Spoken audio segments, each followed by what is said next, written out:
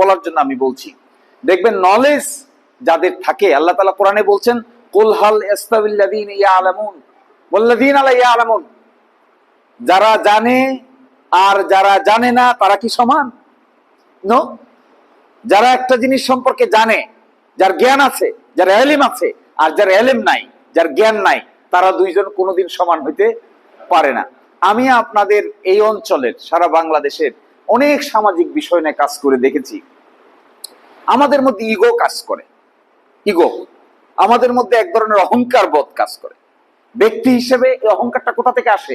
এই অহংকারটা কখনো আসে ব্যক্তির, কখনো আসে শারীরিক সামর্থ্য, কখনো আসে টাকা পয়সা থেকে, কখনো আসে আত্মীয় স্বজনের জোর থেকে, কখনো আসে গোষ্ঠীগত দ্বন্দ্ব থেকে, কখনো আসে হলো কে উঁচু কে বড় কে ছোট এই ভাবসাব থেকে। আমরা বিশ্ববিদ্যালয়ে পড়েছি, অহংকারে আর পা ফেলতে পারি না রাস্তায়। আমি অমুক গোষ্ঠীর অমুক লোক, অহংকারে আমার আর রাস্তা চলে না। আমার অনেক টাকা পয়সার মালিক, গাড়ি আছে, বাড়ি আছে, ঢাকায় আছে, সিলেটে আছে, লন্ডনে আছে, আমেরিকায় আছে, সুতরাং আমার আশেপাশে আর কে আছে? এই যে অহংবোধ, এই অহংবোধ তাদের মধ্যে বেশি থাকে যাদের জ্ঞান আল্লাহ তাআলা কম দিয়েছে।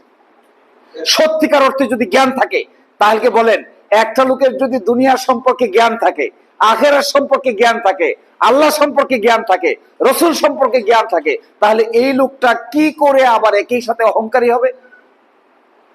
এই দুনিয়ার সৃষ্টি জগতের এত বিস্তৃত তুলনায় আমার আপনার সম্পদ কতটুকু? খোদার এই এত বড় বিস্তৃত জগতের তুলনায় আমার আপনার শরীরের সামর্থ্য কতটুকু? এইখানে বসে দেখেন না, এই আমাদের ইমাম সাহেব নিশ্চয়ই একটা ভালো মাদ্রাসায় পড়ে আসছেন, কামিল পাশ। কামিল পাশ হয়ে তিনি এখানে ইমামতি করতেছেন। কালকে উনি সিলেটে যাক, গিয়া কুদরতুল্লাহ মসজিদে নামাজ পড়াক, ওনাকে কুদরতুল্লাহ মসজিদে জুমার খুতবা দেওয়ার জন্য দিবে কেউ?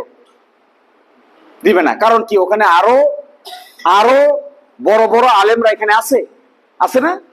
তাহলে এই ভাই যদি সিলেটে যায়, সিলেটে যাওয়ার পরে এই মসজিদে ওনার যে গুরুত্ব, সিলেটে কুদরতুল্লাহ মসজিদে কেউ কি ওনারই গুরুত্ব আছে? আপনি বাড়িতে আসছেন ঈদ করতে, আপনার খুব গুরুত্ব, তা আপনি এখান থেকে সিলেটে যান দেখি, মসজিদের এখানে হলেন মুতাওয়াল্লি, এবার সিলেটে যান, কি ওখানে আছে কিছু? সিলেটে গেলে পরে তো একেবারে লাস্ট কাতারে গিয়ে বসে, মাইক তো পাবেনই না, লাস্ট কাতারে বসে শুনিয়া বোকার মতো চলে আসতে হবে। হচ্ছে না এরকম? আমি এখানে এসে বড় বড় বক্তৃতা দিতেছি, আমি এখন যাই ঢাকায়, গিয়ে বাইতুল মুকাররম মসজিদে যাই, সবচেয়ে শেষ কাতারে নামাজ পড়ে বিড়ালের মতো চলে আসতে হবে, আমাকে কথা বলার সুযোগ কেউ করে দিবে না। তার মানে বোঝা যাচ্ছে না ক্ষমতাটা? ক্ষমতাটা বোঝা যাচ্ছে তো? এখানে বসে থেকে ফোন করে ওসি কথা শোনে, এসপি আর শোনে না, ডিভিশনাল কমিশনার ফোনেই ধরে না, মন্ত্রী মিনিস্টার ফোন দেখেই না। এরপরে বোঝা গেল না আমার ভাবটা কতটুকু? তা আপনার এখানে কি আছে? তারল গ্রামে, কালদর গ্রামে বিরাট বড় একটা বিল্ডিং আছে, তো বিল্ডিং তো এখানে আছে, ঢাকা শহরে তো হাজার হাজার বিল্ডিং আছে। তারপরে আপনি লন্ডনে যান, কোটি কোটি লোকের বিল্ডিং আছে, তো আমার আপনার কি মূল্য আছে ওখানে? তখন বোঝা যায়। দেখেন চোখের সামনে, চোখের সামনে যে লোকটা মিনিস্টার হয়েছে, সামনে দুইটা পুলিশ যায়, পিছিয়ে দুইটা পুলিশ যায়, এরপরে পুলিশটা মিনিস্টার যখন থাকে না তখন একাই বাজারে মাছ কিনতে যায়, মাছ কিনে আবার নিজেই বহন করে নিয়ে আসে। তখন মজা বোঝা যাচ্ছে না যে ক্ষমতা কোন দিকে চলে গেছে? কয়দিন আগে যারা ক্ষমতাবান ছিলেন, কয়দিন পরে ভিখারির মতো রাস্তা হেঁটে বেড়াচ্ছে।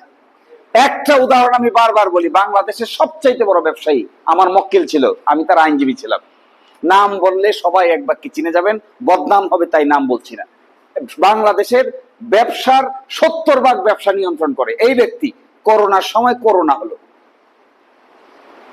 করোনা হয়ে যাওয়ার পর ছেলে মেয়ে সবাইকে ডাকছে, সম্পদ সব ভাগাভাগি করে দিতে চায়, কারণ তার ধারণা মৃত্যুর পরে এরা সম্পদ নিয়ে কারাকারি করবে আর মারামারি করবে, আগেই উনি দিয়ে দিতে চান। সবাইকে ডাকছে, আমি যেহেতু ওনার আইনজীবী ছিলাম আমাকেও খবর দিছে, গেলাম, গিয়া দেখি ঘরের ভিতরে করোনার যত যন্ত্রপাতি আছে নিয়ে এসে হসপিটাল বানাইছে, টাকার তো অভাব নাই, সুন্দর করে হসপিটাল বানাইছে। হসপিটাল বানাইয়া শ্বাস প্রশ্বাস নেওয়ার, অক্সিজেন নেওয়ার, ভেন্টিলেশন নেওয়ার সব ব্যবস্থা, ডাক্তার সব আশেপাশে। সবাইকে ডাকে বলল, আমি তোমাদেরকে সম্পদ বিলাই দেওয়ার জন্য ডাকি নাই, আমি তোমাদেরকে আজকে অন্য কাজের জন্য ডাকছি। এরকম করতেছে আর শ্বাস প্রশ্বাস এরকম করতেছে, লাং নষ্ট হয়ে গেছে।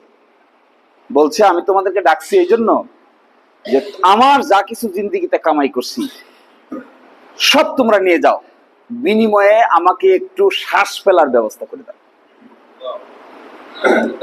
দেখছেন সম্পদ কি কাজে লাগে? কিচ্ছু কাজে লাগলো না তো। চোখের সামনে দেখতে দেখতে দেখলাম হাপিত্তেশ করতে করতে ওখানেই চোখটা বন্ধ হয়ে গেল। কিচ্ছু কাজে লাগলো না। 80 ভাগ ব্যবসার মালিক, সম্পদের মালিক, কিচ্ছু কাজে লাগে না।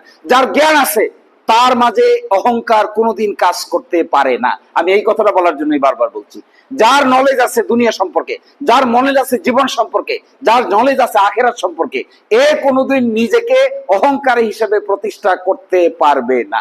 একটা ঘর আছে তো কি হয়েছে, ঘরে 3 তালা বানাইছেন তো কি হয়েছে, আপনি না এখানে 3 তালা বানাইছেন, এরকম কোটি কোটি লোক 3 তালার মালিক, তাতে কি হয়েছে? আপনি দেখতে একটু সুন্দর, তাতে কি হয়েছে?